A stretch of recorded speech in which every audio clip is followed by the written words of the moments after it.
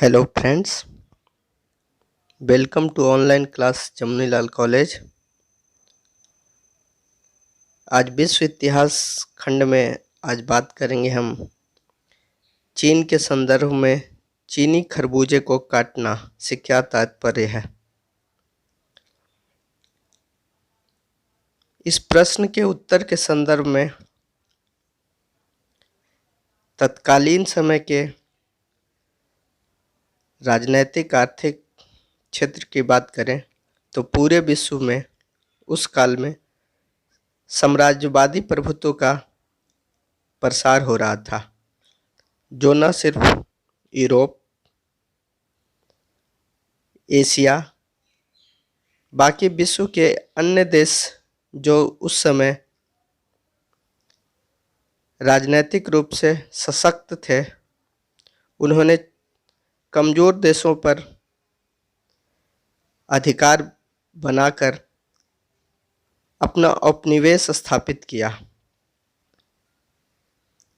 इस संदर्भ में चीन में साम्राज्यवादी प्रसार का आरंभ उस समय तथाकथित अफीम युद्ध से शुरू हुआ। इन युद्धों से पहले केवल 2 बंदरगाह चीन में ऐसे थे जो विदेशी व्यापारियों के लिए खुले हुए थे। ब्रिटिश व्यापारी चीन से चाय, रेशम तथा अन्य दूसरी वस्तुएं खरीदते थे। बदले में वे उन्हें बड़े पैमाने पर अफीम की तस्करी करते थे। अफीम का यह गैर कानूनी व्यापार अंग्रेज व्यापारियों के लिए बहुत ही फायदेमंद था, परंतु चीनियों के लिए यह अत्यंत ही नुकसानदायक साबित हुआ। 1839 में चीन सरकार के एक अधिकारी ने जब अफीम की एक बड़ी खेप पकड़कर उसे नष्ट कर दिया तो ब्रिटेन ने युद्ध की घोषणा कर दी और आसानी से चीनियों को युद्ध में हरा दिया। तत्पश्चात चीनियों को मजबूर होकर अंग्रेजों को भारी जुर्माना देना पड़ा तथा 5 बंदरगाह ब्रिटिश व्यापारियों के लिए खोलने पड़े। चीन की सरकार ने यह बात भी मान ली कि भविष्य में इन बंदरगाहों से ब्रिटिश नागरिकों पर कोई भी मुकदमा चीन की नहीं बल्कि इंग्लैंड की अदालतों में चलाया जाएगा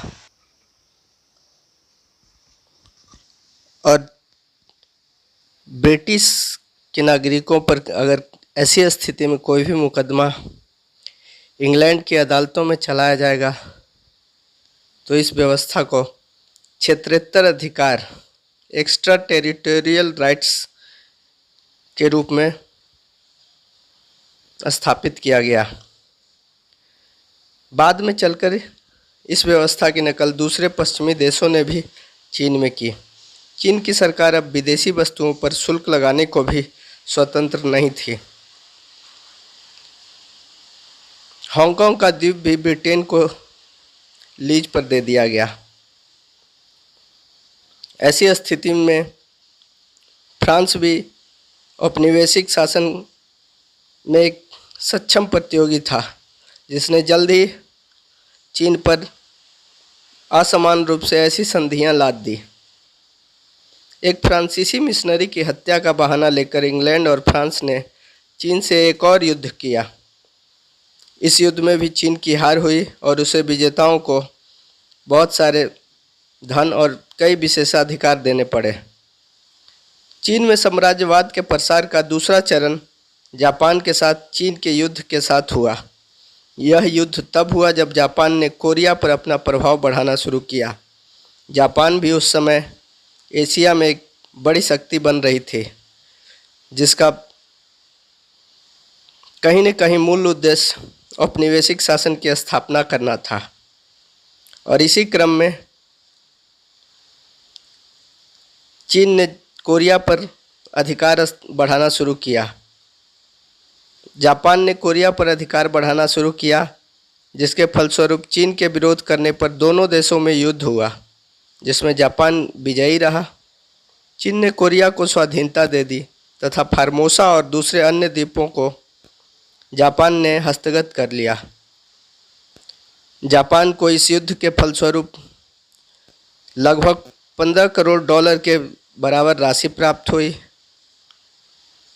इस बड़ी राशि की अदायगी के लिए चीन ने फ्रांस, रूस और ब्रिटेन से कर्ज लिए, मगर इस कर्ज के बदले पश्चिमी देशों ने चीन पर अनेक प्रभाव क्षेत्रों और उसके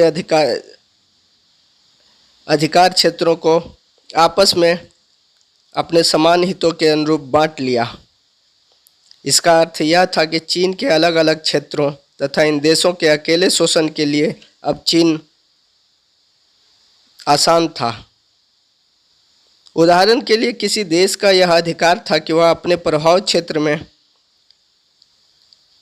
किसी भी प्रकार के व्यावसायिक कार्यक्रम चला सके, रेल पटरियों का बिछाना हो या खदानों का दोहन करना हो। सभी अपने प्रभाव क्षेत्र में अपने मर्जी के अनुरूप कार्य कर सकते थे। इस व्यवस्था में जर्मनी को क्याओचाओ की खाड़ी मिली तथा शांतुंग और ह्वांगो घाटी का एकमात्र अधिकार मिला। रूस ने लियोतुंग प्रायद्वीप ले लिया तथा मंचूरिया में रेल बिछाने का अधिकार भी प्राप्त किया। फ्रांस को क्वांगचाओ की खाड़ी मिली तथा चीन के 3 दक्षिणी प्रांतों के एकाधिकार प्राप्त हुए। ब्रिटेन को यांगसे घाटी के प्रभाव क्षेत्र के अलावा वेई हाई वेई मिला।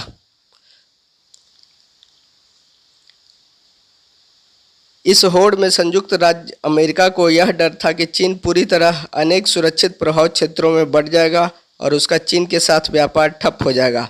इसलिए संयुक्त राज्य अमेरिका ने भी एक नई नीति प्रारंभ की जिसे खुले दरवाजे की नीति जाना गया, और इस नीति के तहत सभी देशों को चीन में कहीं भी व्यापार करने का समान अधिकार प्राप्त होना था। ब्रिटेन ने भी संयुक्त राज्य अमेरिका का समर्थन यह सोचकर किया कि इससे जापान और रूस द्वारा चीन पर कब्जे को कमज़ोर किया जा सकेगा।